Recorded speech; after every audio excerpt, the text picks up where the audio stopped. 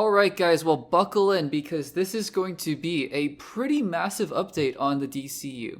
You guys know I only talk about things when usually they come from these reputable sources or they come from the actual first-hand sources themselves, and we have no better example of a first-hand source than James Gunn and Peter Safran, the co-CEOs of DC, giving an update on basically every single project in active development in DC.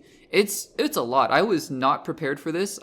There's a Deadline article that this is all coming from, and literally it's a rundown of every single project with quotes from these two co-CEOs. So we're going to dive in to this article. We're going to talk about most of it in, again, not going to read it verbatim, but we're going to kind of go through each paragraph, go through each project, and I'll give my quick thoughts after each one. But guys, this is going to be, it's a deep dive. It's an update onto the state of the DCU. And I think that there are some things that are exciting and some things that are like, oh, it's kind of a bummer. So let's get into it. So the article starts out here saying it's been 2 years since James Gunn and Peter Safran announced their plans for a Gods and Monsters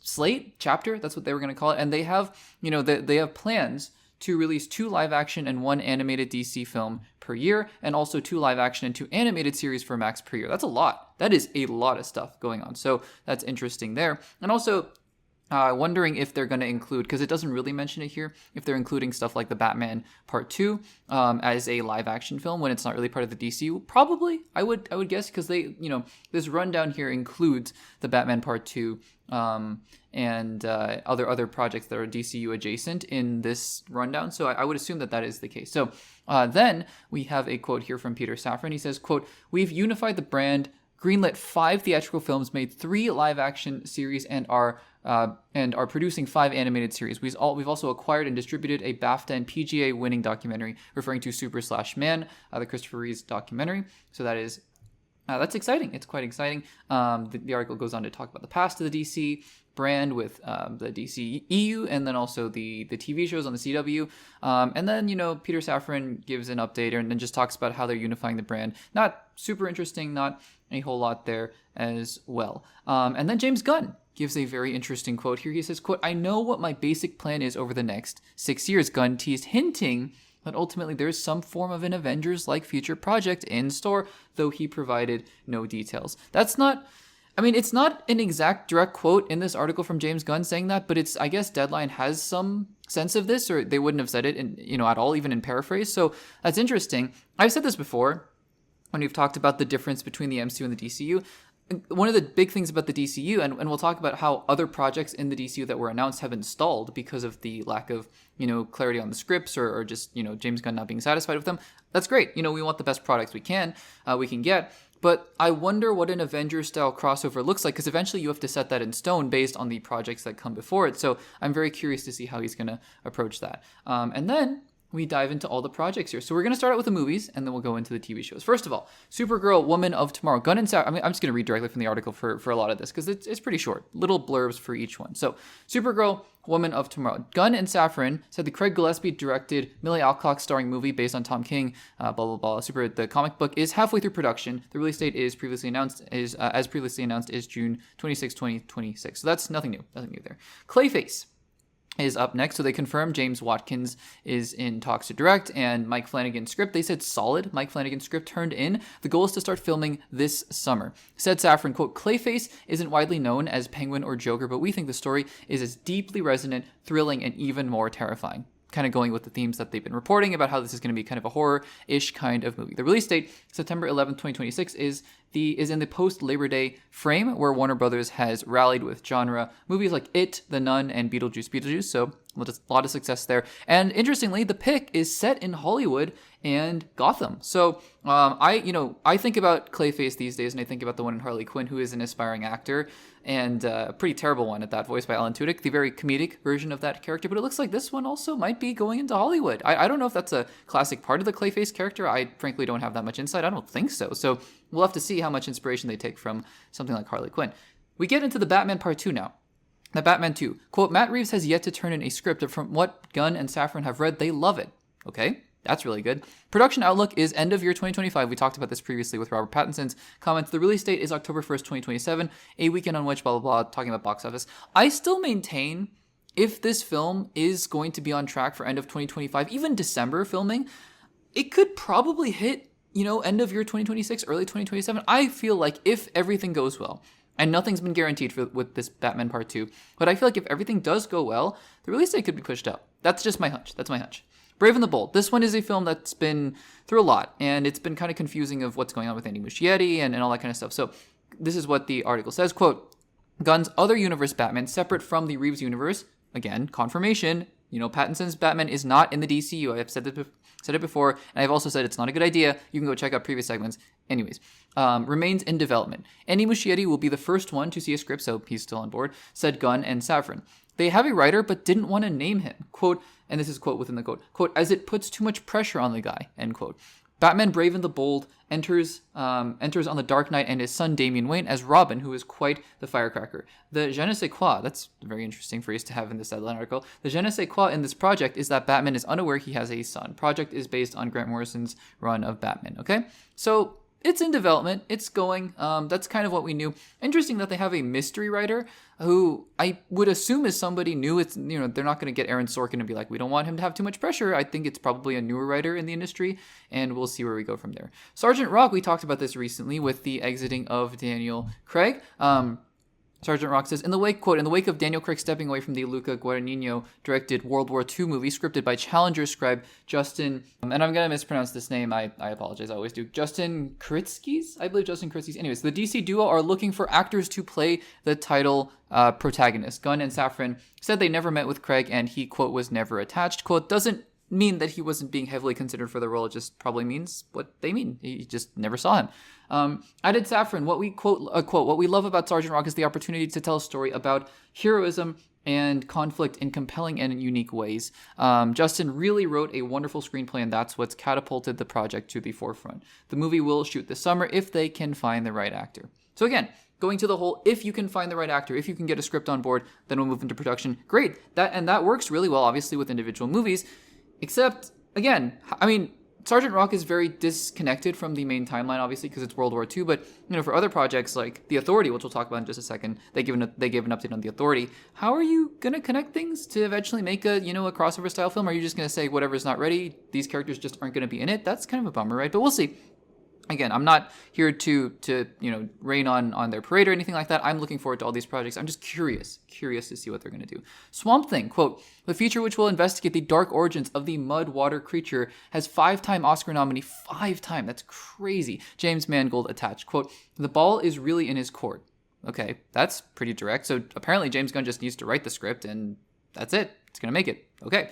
Teen Titans, quote, Anna Noguera turned in a draft. Anna Noguera is she is the writer of the Supergirl Woman of Tomorrow movie, which they really like the script for that. So again, she's a first-time writer, I believe, or at least in a major studio project. So there is that. Quote, Anna is working on a script. It's something she was really impassioned about. She turned over an amazing script to us. She's fiddling with it now. It's definitely not a finished script, end quote. Okay.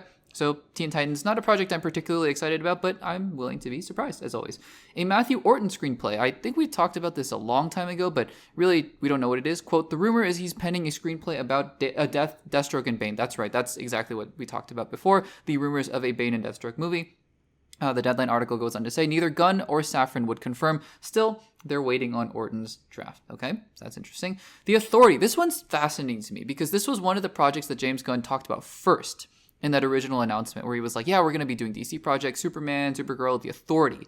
And we have the engineer, right, coming in Superman. So this is interesting. And the fact that this project, as we'll talk about in just a second, is being delayed or just isn't going along, I think is an interesting thing. So let's read this.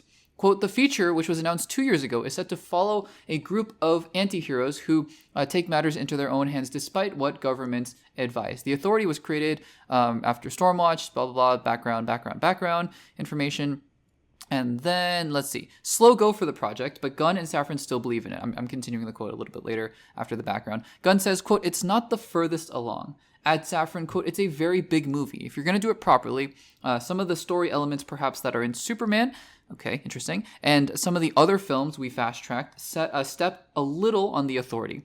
Gunn further notes, quote, it's the one that got messed with through all the other things that were happening. The script had a harder time coming along. So again, this is what I'm alluding to, is the fact that, okay, so you're waiting on scripts, and I'm not saying they should have rushed The Authority. I'm not saying that at all. make the best movie you can within the constraints of your universe. But this is, I think, one of the consequences. And that might be why James Gunn is very hesitant to announce films until they're ready. And that's why Clayface just kind of got announced. And, Sergeant Rock just kind of got announced. And so we'll see where we're going with that. So those are all the movies we got updates for. I believe that's everything that we know about. And so let's move on to TV. Peacemaker, season 2 of the Gunn Penn show is premiering in August. We knew that. Waller, this one's interesting. Quote, the Viola Davis Suicide Squad and Peacemaker spinoff about the espionage director without scruples remains in the works despite a bumpy development road impacted by the strikes. Okay, that's interesting because we haven't really gotten a clear update on the status of something of Waller. And so I think it's interesting that it's still in development. I kind of wondered, is this dead? Is it not going to happen? But it looks like it is going to happen. Okay. Lanterns. Gunn and Safran noted that they could safely say it will premiere in early 2026. That's great. Really excited about Lanterns. The Penguin. Okay, this is interesting. Season 2 is TBD. Quote, there's a lot of moving parts, including Colin Farrell himself, said Safran about the next phase of the hit Max series about the Penguin or the Batman villain. I have almost zero doubt, though, this is going to happen. I mean, it's just so successful. Colin Farrell is winning every single lead actor TV award. It's going to happen. Like Safran saying, I have no doubt he's being honest about this. Of course, it's going to depend on when Colin Farrell wants to do it because he has leverage now. Or, I mean, not that he didn't have before. He was an Oscar-nominated actor before. Oscar winning? I'm not sure. But no, he has all the leverage, and so I'm sure it'll happen eventually. Paradise Lost, another project that we just haven't heard much about. Quote, the Max live-action series which Safran built as Game of Thrones-ish story about the Mascara, the home of the Amazons, and the birthplace of Wonder Woman is still in the works. No writer has been announced. This one looks like it's on the back burner. Booster Gold, another series that's been on the back burner. Quote, the series follows a loser from the future who uses future technology to come back to today and pretends to be a superhero. That's just context. Updates, Safran, we love Booster Gold. This is a quote. There was a particular showrunner / creator we were waiting on who expressed interest. We waited a really long time. Ultimately, he fell out of love.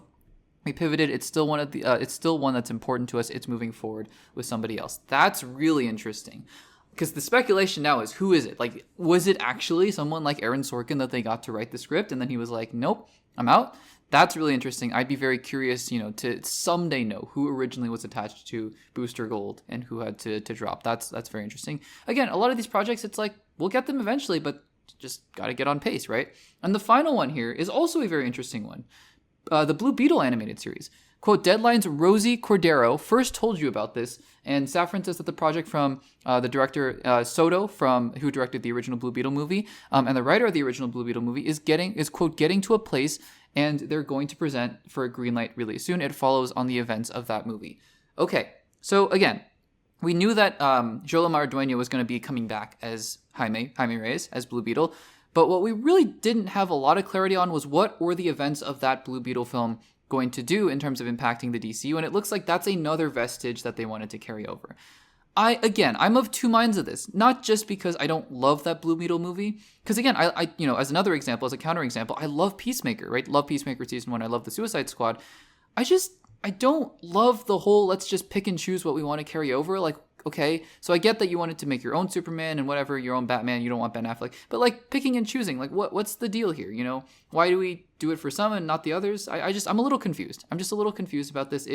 I don't know if it's going to confuse other people, because frankly, right, I mean, I guess making it animated makes it a little bit better, because it's not like another direct sequel movie, to it, but it's a little weird to me because those projects have the stain of the DCU still on them, and so I don't know exactly what's going on in that regard. But guys, that was a lot. Those were a lot of updates on projects for the DCEU. I think there's a lot to look forward to, but and again, they have an ambitious slate. It's something like 2 live-action movies, an animated movie, 2 live-action series, and 2 animated series every single year. At some point, that's a lot of content. I mean, you thought the MCU was a lot of content. This is more, almost. Maybe not right now, although the MCU is kind of being put into overdrive because of the strikes and whatnot, but this is a lot. And so I'm just going to be very curious to see how James Gunn is able to handle all of this and where he goes from here. Because again, I think that there is a lot that we just don't know yet about the future projects, and James Gunn has admitted that himself. So guys, what do you think about these updates to the DCU? Are you excited about it, or are you a little bit nervous? Maybe a little bit of both, like myself. Let me know in the comments down below.